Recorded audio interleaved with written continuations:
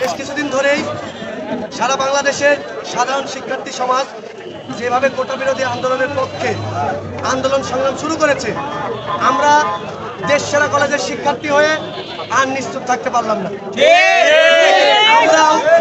আমরাও আজকে অবস্থান কর্মসূচি শুরু করেছি।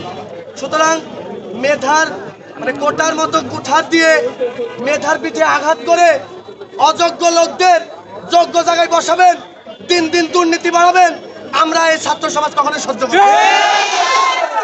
আপনারা টাকা পাচার করতে করতে, প্রত্যেকটি খাতে অন্যায় দুর্নীতি করতে করতে আপনাদের দেয়ালে পিঠ থেকে গেছে।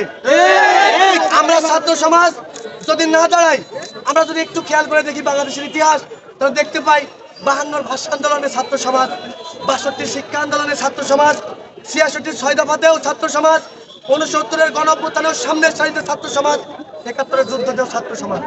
সুতরাং বাংলাদেশের যে কোনো গণ আন্দোলনে এই ছাত্ররাই সবসময় সামনের কাতারে থেকেছে। সুতরাং আমরা রাজশাহী কলেজের সাধারণ শিক্ষার্থীরা ঐক্যবদ্ধ হয়েছি, এই কোটা বিরোধী আন্দোলনকে সমর্থন জানিয়েছি।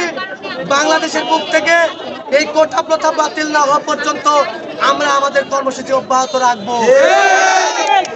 এমনকি এছাড়া আমরা যদি দেখতে পাই, প্রত্যেকটি খাতের দুর্নীতি নিয়ে তো আমরা কথা বলতেই পারি না। কথা বললেই আইনি ঝামেলা, প্রশাসনিক ঝামেলা, আমাদেরকে হেনস্থা করা, জামাত বিএনপি ইত্যাদি নাম ধরে আমাদেরকে জেলে ভরে। আমরা এইসব মানি না, এইসবের বিরুদ্ধে আমরা প্রতিবাদ করে তুলতে চাই। যেহেতু আমাদের মূল দাবি এখন কোটা বিরোধী, সুতরাং এই দাবি নিয়ে আমাদের রাজশাহী কলেজের শিক্ষার্থীরা আমরা আছি, থাকবো, এবং কেন্দ্র ঘোষিত পরবর্তীত যে কর্মসূচি হতে চাই সেটা আমরা আপনাদেরকে জানিয়েও দিব, এবং আমরা তাদের সাথে আছি।